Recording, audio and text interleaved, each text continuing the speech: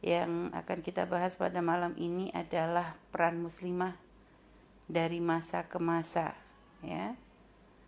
Kita harus tahu dulu bagaimana sih nasibnya wanita sebelum datangnya Islam, supaya kita itu semakin bisa lebih banyak bersyukur kepada Allah Subhanahu wa taala dengan datangnya syariat Nabi Muhammad SAW yang kita rasakan sampai saat ini, ya.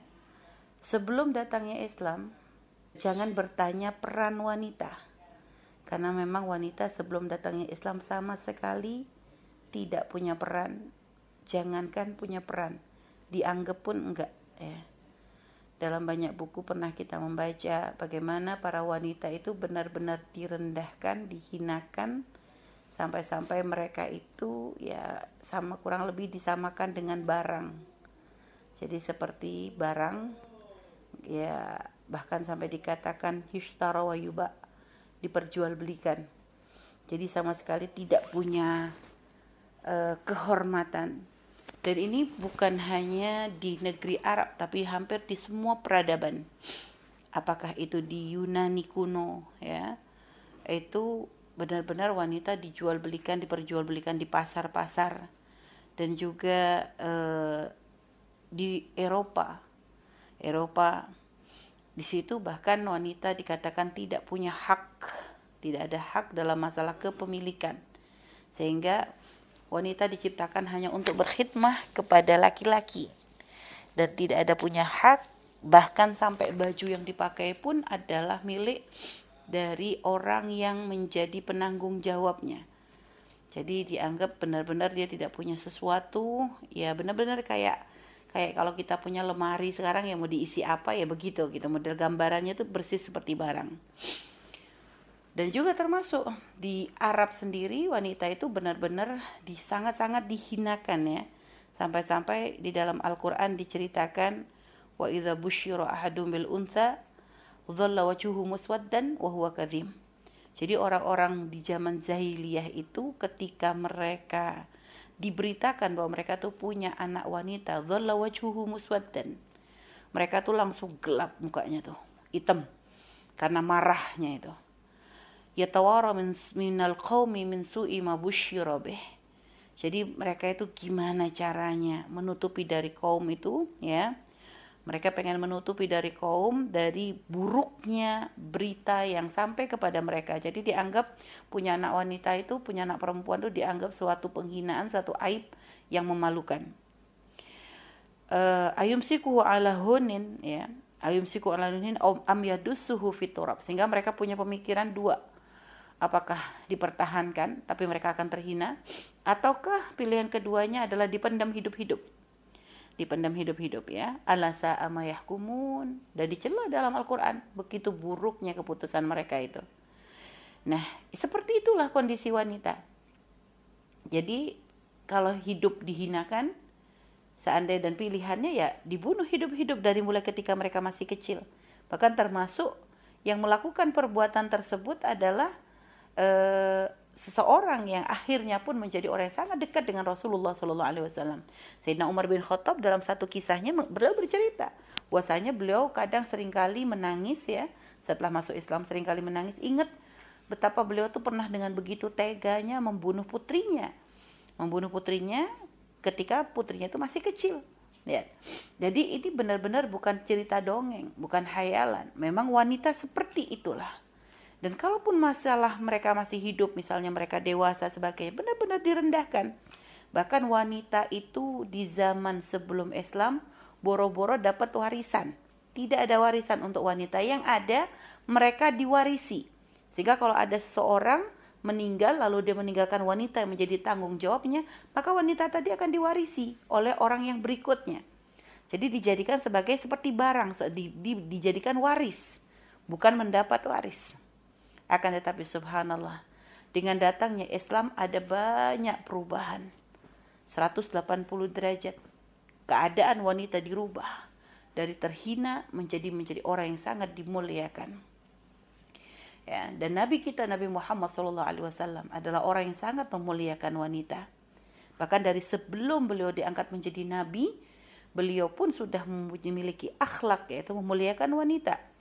Sehingga hubungan beliau dengan Sayyidah Khadijah pun lihat, dari sebelum diangkat menjadi nabi, karena beliau menikah dengan Sayyidah Khadijah 15 tahun, baru setelah itu beliau mendapatkan wahyu.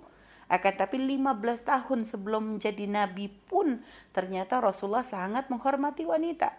Jadi memang akhlak beliau luar biasa. Karena memang sebenarnya memuliakan wanita ini adalah satu akhlak yang artinya sebenarnya dipahami oleh orang-orang walaupun orang yang tidak kenal agama, asalkan mereka punya sifat-sifat baik kan begitu. Nah, setelah datangnya Islam semakin dikukuhkan bagaimana Islam memuliakan wanita. Sehingga subhanallah, seorang ayah diberikan pesan dalam syariat agar menjaga anak perempuannya. Maka sampai dikatakan jika ada seorang bapak yang bisa menghantarkan anak perempuannya kepada kemuliaan, maka dia akan mendapatkan surga dari Allah Subhanahu wa taala. Dan jika ada seorang bapak yang tidak memberikan perhatian agama kepada anaknya, lihat, akan dimintai pertanggungjawaban oleh Allah nanti di akhirat. Begitupun seorang suami. Bahkan Nabi subhanallah mengukuhkan kepada para suami semuanya, khairukum khairukum linisaikum, kata Nabi, lihat. Paling bagusnya orang di antara kalian bukan yang paling banyak sholatnya, bukan yang paling banyak baca Qur'annya. Nabi tidak melihat dari sisi itu. Akan tetapi Nabi mengatakan khairukum khairukum linisaikum. Orang yang paling bagus di antara kalian adalah yang paling bagus kepada para wanitanya. Para wanitanya itu siapa? Kalau dia adalah seorang bapak, maka ya anak dan istrinya, ibundanya, ya artinya kalau bagi seorang laki-laki ada anak, kalau gak anak perempuan, istri atau ibunda, ini wanita semuanya. Jadi yang paling bagus kepada para wanitanya itulah orang yang paling mulia. Dan bahkan sebenarnya syariat yang diturunkan kepada para nabi-nabi terdahulu pun memuliakan wanita. Sehingga kalau kita membaca kisah Sayyidah Maryam, bagaimana dalam kisah Sayyidah Maryam, lihat, Allah muliakan seorang wanita yang bernama Sayyidah Hannah ketika beliau bernazar apa yang beliau kandung nanti, anak dikandungnya ini akan diserahkan, diwakafkan, diberikan untuk Allah Subhanahu wa taala. Wa id qalat imratu Imran rabbi inni nadzartu laka ma fi batni muharrara. Jadi waktu itu istri dari seorang laki-laki yang bernama Imran, ya. Ada seorang laki-laki soleh yang bernama Imran yang beliau dikenal sebagai Sayyidah Hannah, ya. Beliau bernazar bahwasanya nanti anak yang ada di perutnya ini akan diberikan kepada Allah. Artinya akan berkhidmah, ya hidupnya hanya untuk beribadah kepada Allah Subhanahu wa taala. Falamma wada'atha qalat rabbi inni wada'tuha untha. Tapi ternyata beliau tuh kaget ketika melahirkan, loh kok dapatnya perempuan. Ya, dan Allah tahu, wallahu a'lam ma wada'at, dan Allah tahu dengan apa yang beliau lahirkan karena memang ditakdirkan oleh Allah. Dan karena memang sudah bernadar baik bahwasanya anaknya nanti adalah untuk Allah, maka beliau tidak merubah. Jadi apakah dia laki atau perempuan, ya semua akan diserahkan untuk Allah. Dan subhanallah, disitulah Allah tunjukkan bagaimana kemuliaan Sayyidah Maryam. Beliau waqafala Zakaria kullama dakhala 'alaiha Zakaria al-mihrab wajada indaha rizqa. Akhirnya beliau dirawat oleh Nabi Zakaria. Dan Nabi Zakaria ini takjub dengan Sayyidah Maryam. Karena melihat kesolehan Sayyidah Maryam ini, di tempat beliau beribadah itu selalu melihat buah-buahan, yang buah-buahan itu kalau lagi musim panas yang muncul adalah buah musim dingin. Ketika musim dingin yang ada adalah buah musim panas. Sehingga Sayyidina Zakaria, Nabi Zakaria bertanya kepada Sayyidah Maryam, "Anna laki hadza?" Akhirnya Sayyidah Maryam menjawab, qalat huwa min indillah. Sayyidah Maryam menjawab, ini adalah dari Allah. Rezeki ini dari Allah. Sehingga ketika Nabi Zakaria melihat kemuliaan yang Allah berikan kepada Sayyidah Maryam, apa yang dilakukan oleh Nabi Zakaria? Nabi Zakaria di tempat Sayyidah Maryam beribadah, ya, ketika Sayyidah Maryam sedang tidak berada di tempat, beliau berdiam diri di tempat ibadahnya Sayyidah Maryam. Hunalika da'a Zakaria rabbah. Lalu disitulah Nabi Zakaria berdoa kepada Allah Subhanahu wa taala. Allah belum berikan karunia kepada Sayyidina Nabi Zakaria di usia yang sampai tua seorang anak, belum punya anak. Maka di tempat Sayyidah Maryam beribadah, disitulah Nabi Zakaria berdoa memohon kepada Allah agar diberikan karunia seorang anak, dan akhirnya oleh Allah dikabulkan doa Nabi Zakaria. Lihat, beliau mengambil berkah, berdoa di tempatnya Sayyidah Maryam, dikabulkan doanya oleh Allah Subhanahu wa taala, sehingga diberilah rezeki Nabi Zakaria yang punya seorang anak yang bernama Yahya. Lihat. Dari kisah ini padahal jauh sebelum datangnya syariat Nabi Muhammad SAW. Tapi ternyata pun syariat, karena syariat Nabi dengan nabi-nabi terdahulu tuh selalu sambung menyambung, ajarannya sama. Jadi sebenarnya wanita tuh benar-benar dimuliakan di dalam Islam dari masa ke masa. Jadi tidak ada syariat yang diturunkan kepada para nabi kecuali memang wanita tuh memang dihormati. Buktinya disitulah dari zaman Sayyidah Maryam sendiri, ya itu belum syariat Nabi Muhammad, tapi sudah ditunjukkan kemuliaannya. Dikisahkan ya di dalam Al-Qur'an, warka'i ma'ar raki'in. Allah berkata kepada Sayyidah Maryam, warka'i ma'ar raki'in, rukuklah. Warka'i, khitabnya adalah untuk Sayyidah Maryam, ma'ar raki'in, bersama orang-orang yang rukuk, laki-laki, raki'in laki-laki. Artinya maksudnya apa? Pangkat Sayyidah Maryam ini mulia, sederajat dengan kaum laki-laki. Karena di dalam Islam yang dilihat apa? Inna akramakum indallahi atqakum. Yang paling mulia di hadapan Allah, yang paling takwa. Tidak dilihat apakah dia kaya, miskin, wanita, lelaki, siapapun yang bertakwa, maka dia akan punya tempat tinggi di hadapan Allah Subhanahu wa taala. Adapun kalau ternyata setelah itu Islam membuat aturan, ini adalah misalnya para nabi, kenapa kok hanya laki-laki, tidak ada nabi perempuan? Ini bukan karena menganggap wanita lebih rendah. Hanya saja Allah membagi-bagi. Jadi di dalam tugas dalam hidup ini dibagi-bagi, mana bagian laki-laki, mana bagian wanita. Jadi semua diberi tugas masing-masing. Sebagaimana ada larangan kenapa seorang wanita tidak diperkenankan untuk menjadi pemimpin, bukan karena Islam ingin merendahkan wanita. Tidak, akan tetapi syariat paham, Allah membuat syariat Islam mengerti bahwasanya tidak menjadi maslahat di saat wanita ditempatkan di posisi itu. Paling maslahat bagaimana? Ketika wanita di dalam rumahnya dimuliakan oleh ayahandanya, yaitu dihantarkan kepada pernikahan, dipilihkan pasangan yang baik, ya. Bahkan wajib seorang bapak memilihkan pasangan yang baik. Kalau sampai seorang bapak tidak bisa memilihkan pasangan yang baik untuk anaknya, lihat, bapak ini akan berdosa, ada hitungannya di hadapan Allah Subhanahu wa taala. Dihantarkan dengan kemuliaan. Setelah itu apa?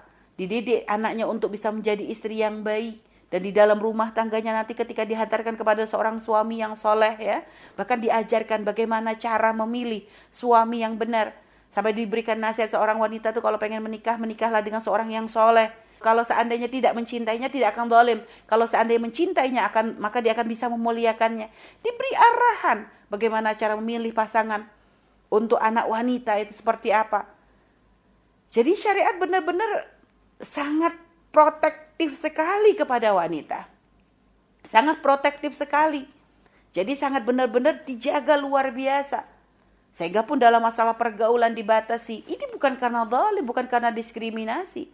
Sehingga makanya ada fitnah-fitnah di luar sana yang mengatakan diskriminasi wanita ini adalah satu kesalahan.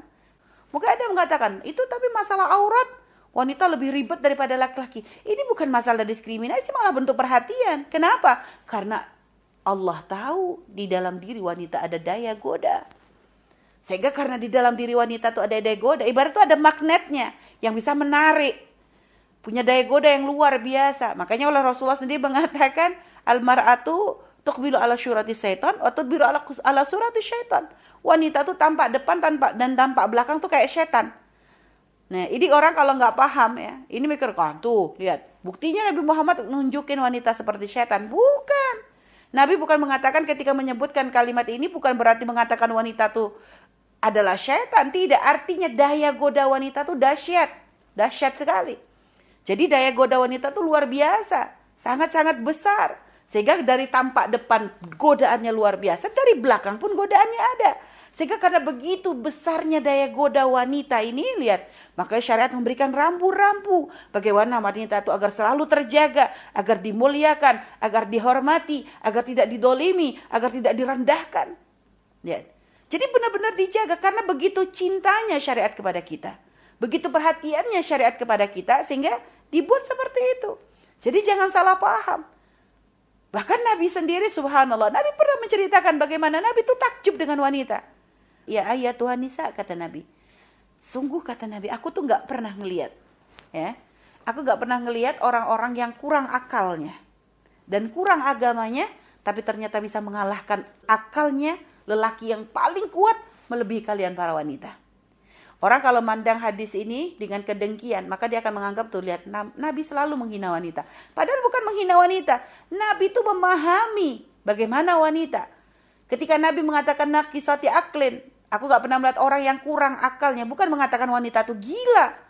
Tapi kenapa Nabi kok menyebutkan, mengisyaratkan wanita seperti naqisati aklin, orang yang kurang akal? Karena Nabi tahu, dan Nabi tidak mengucapkan kecuali itu adalah wahyu dari Allah, bahwasanya wanita itu lebih mengedepankan perasaan daripada akalnya. Dan itu gak bisa kita pungkiri.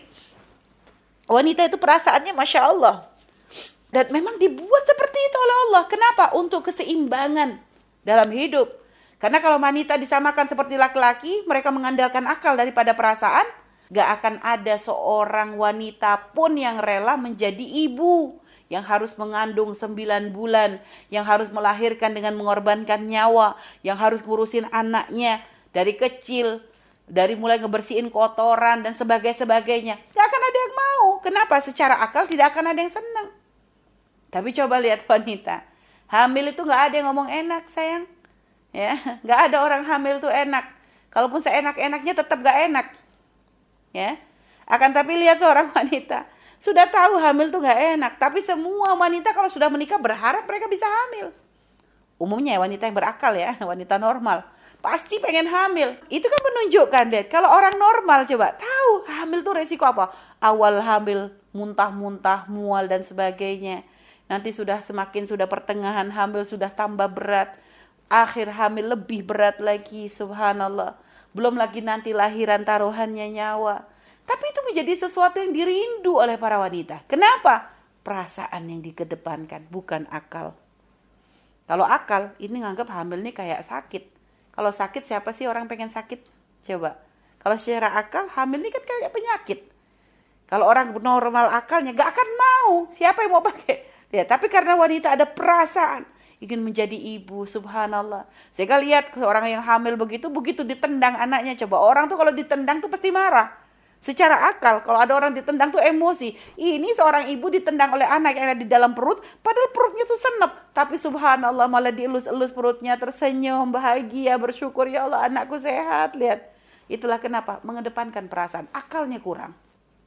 Dikurangi akal kita oleh Allah.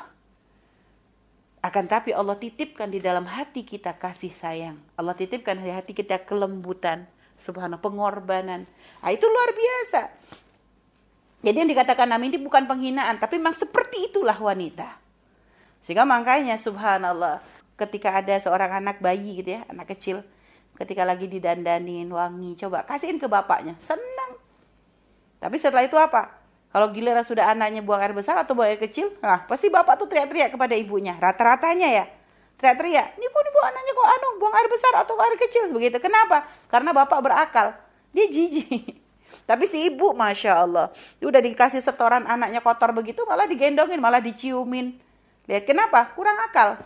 Nah itulah. Jadi syariat tidak pernah merendahkan. Tapi memang itu memahami karakternya wanita. Begitu juga kurang akal dan kurang agamanya. Kenapa? Karena memang dalam beragama si wanita tidak akan bisa sempurna seperti laki-laki.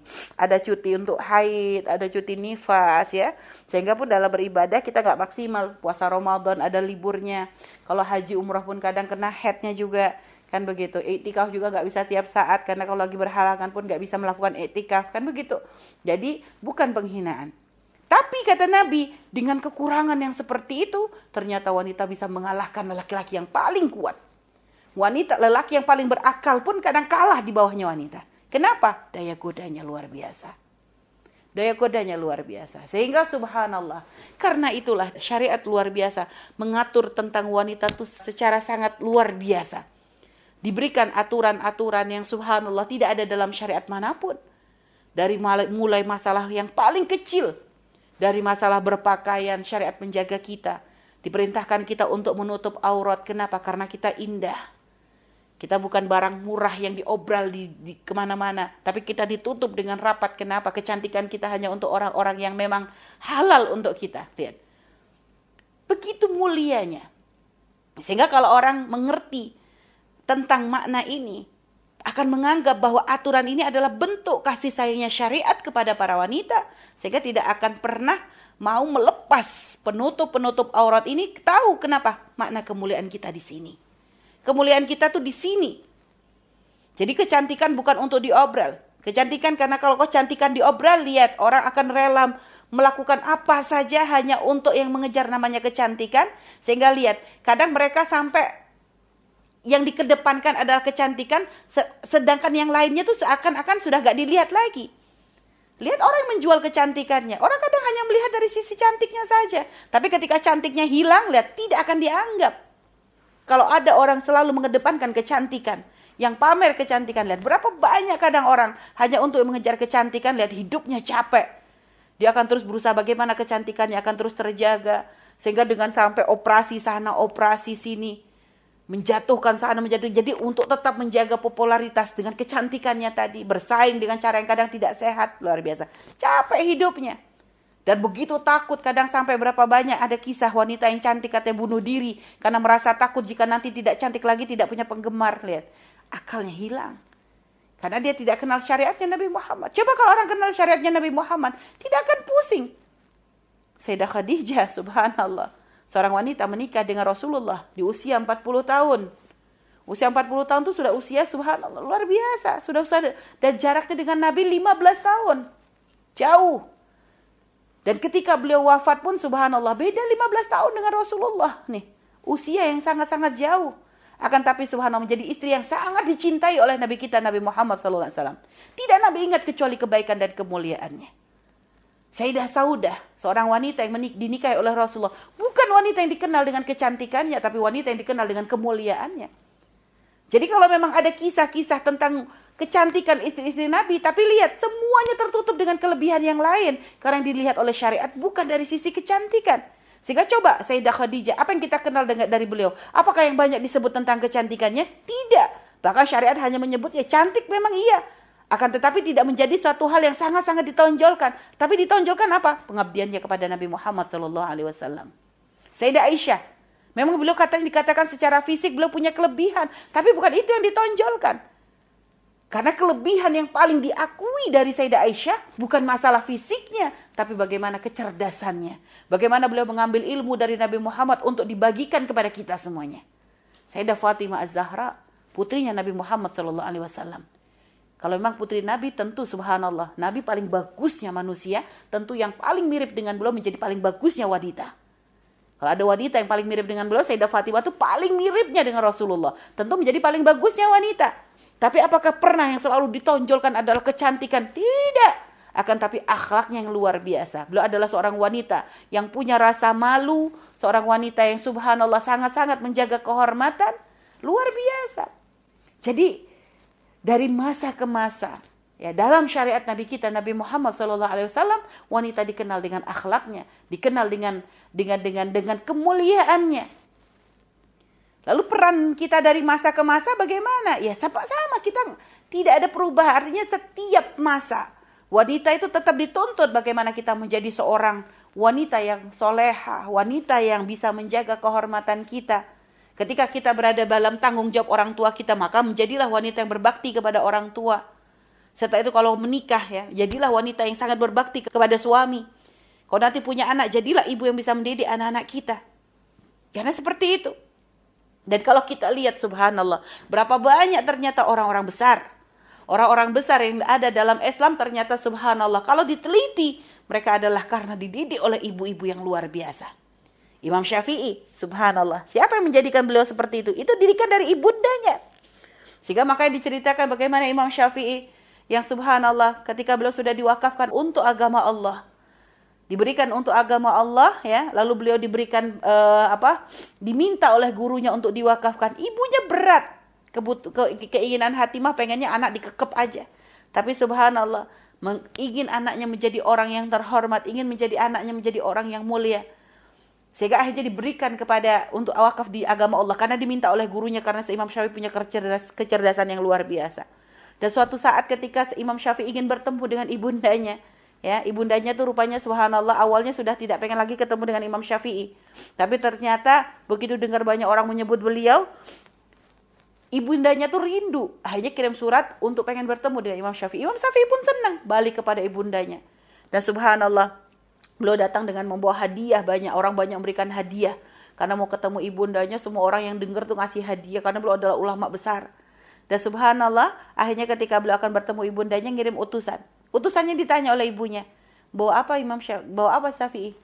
Akhirnya dijawab, Imam Syafi'i membawa banyak ibunda.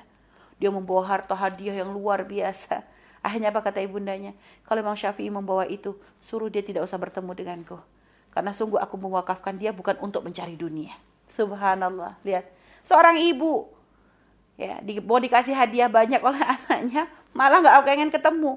Karena dulu beliau mewakafkan Imam Syafi'i bukan untuk dunia, tapi adalah untuk mencari kemuliaan di akhirat. Lihat, jadi seperti itu. Dan subhanallah, sampai ketika bertemu dengan Imam Syafi'i, apa yang dikatakan oleh ibundanya? Nak, sebenarnya ibu tidak berharap lagi bertemu denganmu di dunia. Karena pertemuan yang sesungguhnya yang paling ibundanya harapkan adalah pertemuan beliau dengan Imam Syafi'i di akhirat, di surga bersama Nabi Muhammad SAW. Lihat, seorang wanita, perannya luar biasa. Akhirnya tercetaklah lelaki seperti Imam Syafi'i. Ada lagi seorang ulama besar yang bernama Rabi'atul Ra'i. Belum lagi Imam Abu Hanifah. Banyak, ini semua kalau ditelusuri, ini adalah hasil pendidikan dari ibu yang luar biasa. Banyak sekali kisah tentang kemuliaan seorang ulama-ulama itu, orang-orang laki-laki yang besar, yang dihormati, yang tercantum namanya dalam sejarah, ternyata adalah hasil didikan seorang ibunda yang sangat-sangat soleha. Termasuk Syekh Abdul Qadir Jailani. Mendapatkan pesan dari ibundanya untuk selalu berkata jujur. Jadi seperti itulah. Maka sekarang apa yang harus kita lakukan nih dengan cerita-cerita seperti itu sebagai wanita, apa harus kita lakukan? Yang paling penting, ku anfusakum, jaga diri kita. Jaga kehormatan kita. Pahami syariat itu bahwa tidak pernah syariat ingin merendahkan kita. Kalau seandainya ada aturan itu bukan tujuannya untuk merendahkan wanita, tapi untuk mengangkat derajat kita setinggi-tingginya. Sekarang coba, apa sih yang sering diributkan oleh orang-orang di luar Islam, musuh-musuh Allah tentang masalah wanita? Lihat, sehingga katanya maka di luar ada emansipasi. Ada emansipasi wanita, ada kesetaraan gender dan sebagai istilah kesetaraan gender, emansipasi. Dalam Islam tidak ada. Akhirnya di sini nanti ada yang komentar, loh itu loh menunjukkan Islam tuh terlalu, masa nggak ada, lah emang nggak ada emansipasi dalam Islam? Karena makna emansipasi itu apa? Ingin menyamakan antara laki dan wanita. Dalam Islam tidak diperlukan, karena dari awal tidak pernah ada pembedaan atau tidak ada pernah kedoliman kepada wanita. Tidak ada kedoliman kepada wanita. Yang mengatakan Islam dolim kepada wanita adalah orang yang tidak mengerti Islam. Orang yang tidak tahu Islam, hanya tahu sekedar-kedar atau salah paham dalam memahami firman-firman Allah atau hadis-hadis Nabi, sehingga mereka mengatakan bahwa Islam dolim. Apa sih yang dikatakan dolim? Masalah aurat, jelas tadi sudah Umi jelaskan. Adanya peraturan seperti itu karena untuk menjaga kehormatan kita indah. Sehingga karena barang indah tuh gimana sih? Lihat, kalau kita punya barang indah, perhiasan yang indah, yang sangat mahal, bagaimana kita menjaganya? Kita simpan di tempat yang tertutup. Kita jaga, jangan sampai kemalingan, kan begitu. Karena barang mahal. Lihat, setelah itu apa? Masalah warisan nih, perempuan dapat dikit. Loh ya wajar kalau perempuan dapat dikit. Karena perempuan tuh kalau warisan dapat dikit untuk dirinya pribadi. Tapi seorang laki-laki, ketika dia mendapatkan warisan, lihat, dia punya tanggung jawab banyak. Kalau dia punya istri, lihat, dia punya kewajiban memberikan nafkah kepada istrinya. Kalau ternyata dia punya ibunda fakir, maka dia wajib membantu ibundanya. Kalau dia punya saudara perempuan yang kekurangan, maka dia wajib membantu saudara perempuannya. Lihat, tanggung jawabnya gede. Kalau dia punya anak perempuan, dia pun wajib ngasih nafkah untuk anak perempuannya. Tapi kalau perempuan, kalau dia punya waris, untuk pribadi. Tidak ada boleh, bahkan suaminya pun minta. Kalau suaminya pun gak punya hak untuk meminta. Miliknya sendiri, lihat. Sehingga makanya dibagi seperti itu di dalam syariat. Kadang melihat ya, karena wanita memang adalah untuk pribadi. Jadi kalau melihat kisahnya itu jangan mencari kisah, tapi saya punya saudara perempuan fakir yang laki-lakinya kayak, jangan lihat satu kisah ini. Ini adalah syarat, ini adalah untuk semuanya. Sehingga kalau Buya pernah menceritakan bagaimana pembagian waris ya, kalau secara akal ya, ada seorang anak laki-laki dan perempuan meninggal oleh orang tuanya. Anak laki perempuan. Maka bagaimana pembagiannya? Laki-laki dapat 2, perempuan dapat 1. Anggap harta yang ditinggalkan adalah 3 juta. Ya, maka anak laki-laki dapat 2 juta, anak perempuan dapat 1 juta. Setelah itu ternyata dua-duanya sudah waktunya untuk menikah. Untuk menikah, subhanallah, si lelaki harus bayar mahar. Maharnya berapa? 2 juta. Si perempuan dapat maharnya berapa? 2 juta. Lihat, aja sekarang hartanya berapa? Si perempuan dapat 3 juta, yang laki-laki nggak ada apa-apa. Kenapa? Ya itulah, artinya memang kebutuhan. Karena perempuan tadi warisnya adalah untuk pribadi. Habis itu masih dibayar mahar lagi. Untuk dirinya sendiri itu. Nah, ini gambarannya. Jadi tidak ada diskriminasi. Tapi mungkin ada lagi. Tapi kita kemana-mana keluar gak boleh sembarangan. Kalau keluar pakai mahram. Ya Robbi, kalau itu dikatakan ngediskriminasi gimana? Itu kan bentuk cinta. Kalau kita cinta kepada seorang, kita banyak khawatirnya. Umi, lihat ini gak ngomongin masalah syariat. Umi aja kalau anak perempuan, kalau sudah ada anak mau keluar, tak pesan sama siapa? Siapa yang nganter? Hati-hati, ini semua cerewet. Karena ada cinta. Loh, syariat sama. Karena tahu perempuan itu ada kelemahan.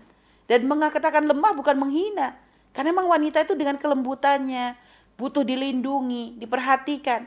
Makanya kenapa kalau dalam acara-acara kebersamaan laki dan perempuan dalam kegiatan-kegiatan di kampus misalnya.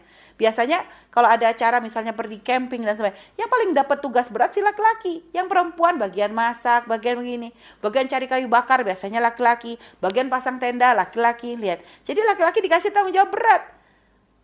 Dan ini kenapa? Memang seperti itulah. Jadi wanita itu memang dengan fisik yang Allah berikan ini menjadikan ya lebih diperhatikan. Nah, jadi ketika ada aturan kalau keluar harus dengan mahram, ini bentuk cinta. Supaya nanti wanita ada yang menjaga, supaya ada yang memperhatikan. Kalau nyebrang jalan ada yang gandeng, kalau ngangkat barang ada yang bawain barangnya. Jadi kalau kita melihat, tapi pernah saya melihat ada perempuan dia yang bawa barang. Itu kisah bukan urusan syariat, bukan tidak ada hubungannya dengan syariat.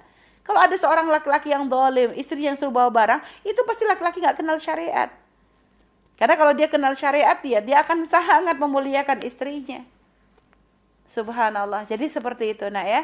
Jadi dari masa ke masa, maka kita tidak ada perubahan sebenarnya. Kita punya peran luar biasa sebagai seorang wanita. Hanya tinggal melihat di mana kita berada. Posisi kita ini sebagai apa. Nah, mungkin ada adik putri adalah orang yang mungkin masih belum pada menikah. Kan begitu ya. Artinya dengan kesibukan di dunia kampus. Maka apa yang peran yang harus dijaga. Maka itu tadi dimulai dengan jaga diri kita dulu. Pahami bahwa kita mahal. Sadari.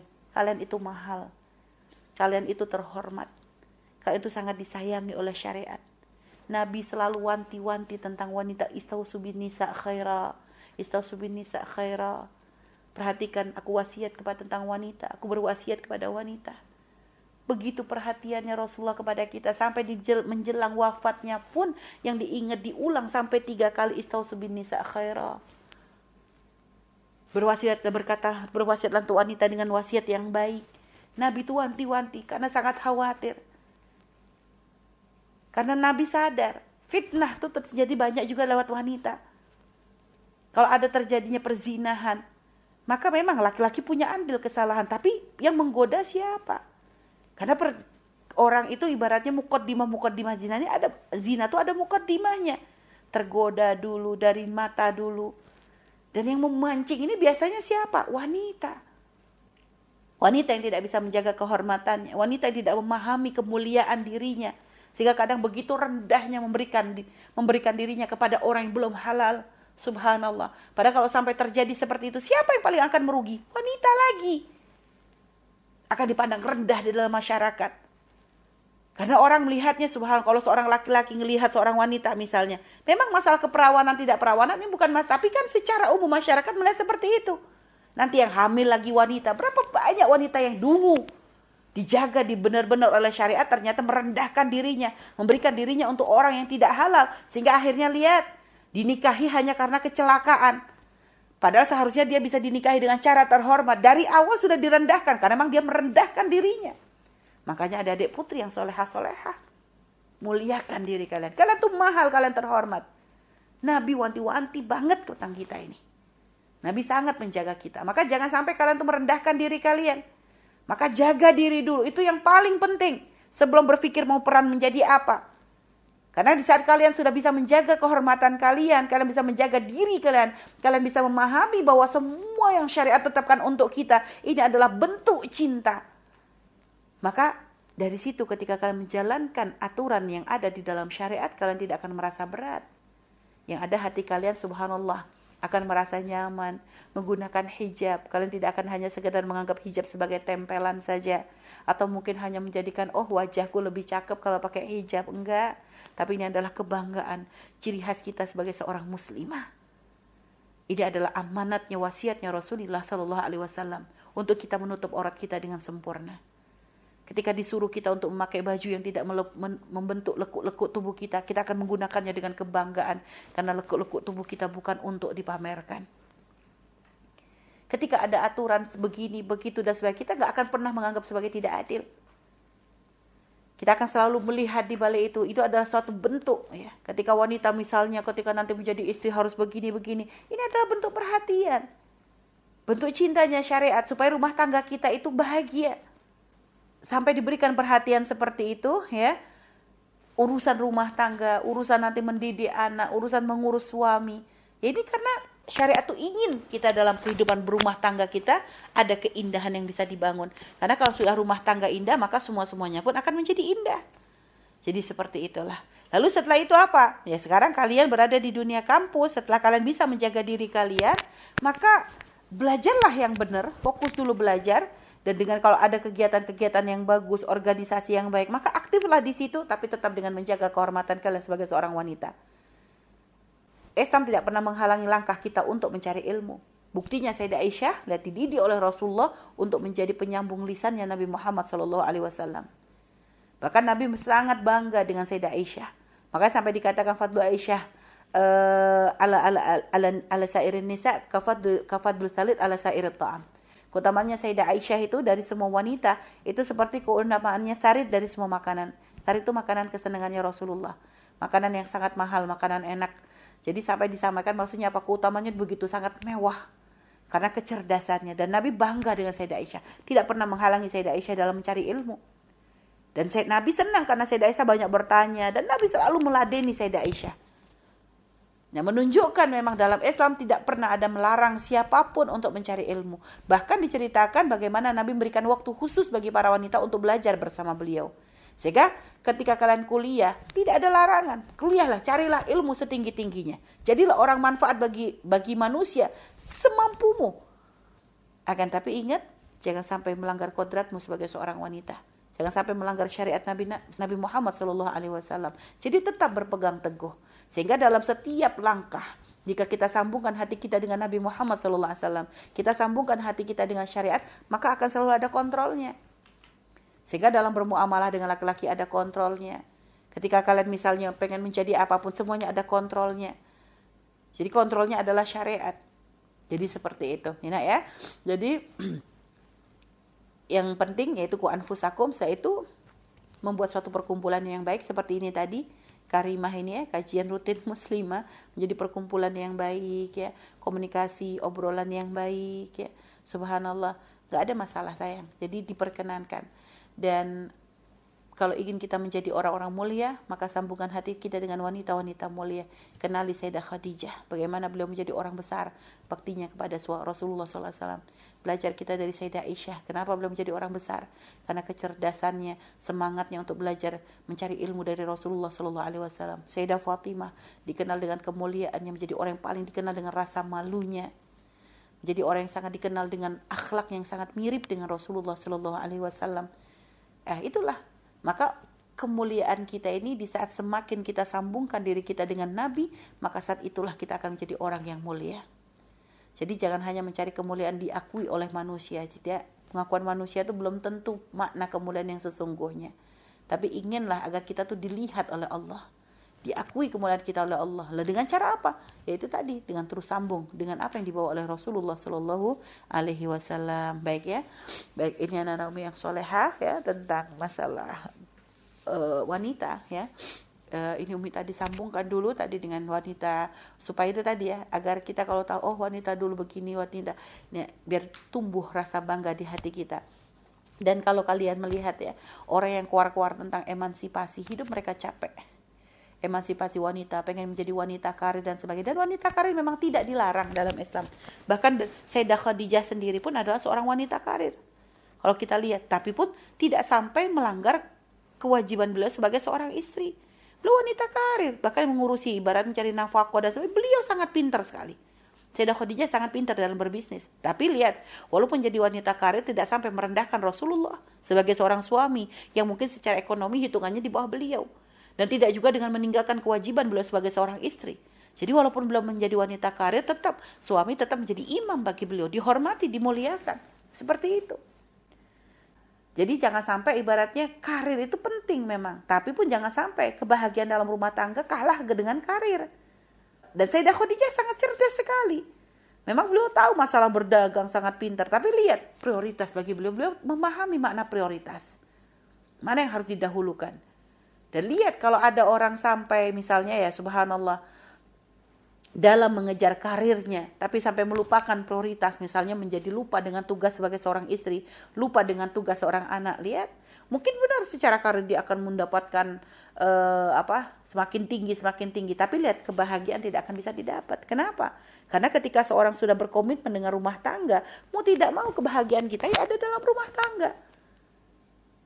Umi pernah ingat satu kisah nyata. Diceritakan bagaimana ada seorang wanita ya subhanallah yang dia karir ya, wanita karir yang sangat-sangat sibuk dan orang menyanjungnya, wanita hebat, pintar, dia punya perusahaan, pokoknya orang kemana-mana sangat kagum dengan dia karena cerdas. Menikah dia, dapat suami juga baik ya, artinya suaminya pun karirnya sukses juga, sehingga suami istri sama-sama ngejar karir. Sampai akhirnya punya anak yang anaknya itu sangat ya, setelah punya anak ya, namanya anak kan pengen dekat dengan ibundanya, tapi karena ibundanya sibuk, lihat anaknya akhirnya dididik oleh pembantu. Lihat, secara akal lucu, ibunya dikenal sebagai orang yang paling pintar, ibunya dikenal sebagai orang cerdas, karirnya tinggi, tapi ternyata anaknya malah dididik oleh seorang pembantu yang lulus SD aja enggak. Terus kelebihannya di mana? Mana kebanggaannya? Harusnya kalau dia adalah seorang wanita yang berpendidikan, maka anaknya dididik oleh yang paling berpendidikan, kan begitu. Dia berpendidikan, mengejar karir sampai lupa diri, ujung-ujung anaknya yang dilahirkannya, yang katanya dicintainya, ternyata malah dididik oleh orang yang gak lulus SD. Sampai subhanallah ya, ini kisah pernah Umi baca berapa tahun yang lalu ya. Umi baca itu subhanallah, sampai nangis juga kita baca kisahnya itu. Sampai satu hari anaknya itu biasanya gak pernah rewel. Hari itu dia pengen banget dimandiin ibundanya. Ternyata kata ibundanya gak sempet nak, ibu ada rapat, ngejar karir. Akhirnya anak hanya pengen, selama ini anak gak pernah minta macam-macam, dirawat terus sama pembantu. Karena ibunya punya duit banyak untuk bayar pembantu yang banyak. Sampai subhanallah ibunya tetap maksain pengen ke kantor karena ada peresmian perusahaan yang baru. Oke, berangkat. Dan di saat tengah meresmikan, lagi sibuk acara seperti itu, tiba-tiba dapat telepon, anaknya sakit panas. Ibunya pun tidak bisa menemani karena acara belum selesai. Tidak bisa meninggalkan. Sampai ketika acara selesai, dapat telepon lagi, anaknya sudah meninggal. Akhirnya mana karir yang mau dibanggakan. Jadi karir kalau sampai lupa kepada suami, ya, sampai kewajiban suami tidak pernah diperhatikan, berarti itu karir kita bukan karir menuju kebahagiaan, tapi karir untuk menuju kehancuran. Jika karena karir anak kita tidak dapat perhatian, berarti karir kita hanya untuk sombong-sombongan, bukan karir untuk menuju kemuliaan. Karena subhanallah kemuliaan seorang wanita adalah, boleh dia berkarir, tapi lihat suami, anak, itu adalah kebahagiaan baginya. Maka jangan sampai dilupakan. Tetap menjalankan kewajiban sebagai seorang istri, perhatikan kepada suami, ya. Jadi juga kepada anak-anak, berikan perhatian pendidikan, karena tidak ada tarbiyah sebaik pertarbiyah ibu, ibaratkan. Al-ummu madrasah. Seandainya anak kita dididik oleh pembantu, tetap harus kontrol orang tua itu harus ada. Karena hubungan, kedekatan anak dengan ibu itu lebih mudah untuk ditangkap oleh anak. Jadi seperti itu. Oke sayang ya, maka kalian semua sekarang yang pengen menjadi dokter, pengen menjadi insinyur, atau pengen menjadi apapun, nggak apa-apa, kejar. Akan tetapi pun dari sekarang mulai kalian pikirkan, kalau menjadi dokter seperti apa nanti kalian. Artinya untuk bisa membagi tugas, bagaimana kewajiban sebagai seorang istri. Kalau nanti, karena bagaimanapun kalian mengejar tinggi cita-cita kalian, tetap yang namanya menjadi istri dan membangun rumah tangga, itu akan menjadi prioritas kalian nantinya. Maka harus dipikirkan. Jangan sampai kalian sukses dalam karir tapi tidak bahagia dalam rumah tangga. Maka dari sekarang ini kalian pikirkan, kalian musyawarahkan dengan orang tua, nanti pun memilih pasangan yang akan mengerti dengan keadaan kalian, dan juga tetap prioritaskan suami, keluarga, anak. Ini akan menjadi prioritas, orang tua ini harus menjadi prioritas. Kenapa? Karena kebahagiaan kita di situ. Jadi jangan sampai terlena dengan karir untuk mencari dunia, tapi akhirnya kebahagiaan yang sesungguhnya malah kita lepas. Baik nak ya, jadi seperti itu gambarannya ya. Gambaran tentang masalah ya peran wanita, tidak ada perubahan baik dulu atau sekarang, semuanya ada sama. Yang penting kita terus sambung dengan syariat Nabi, maka disitulah kemuliaan yang sesungguhnya. Wallahu a'lam bishawab.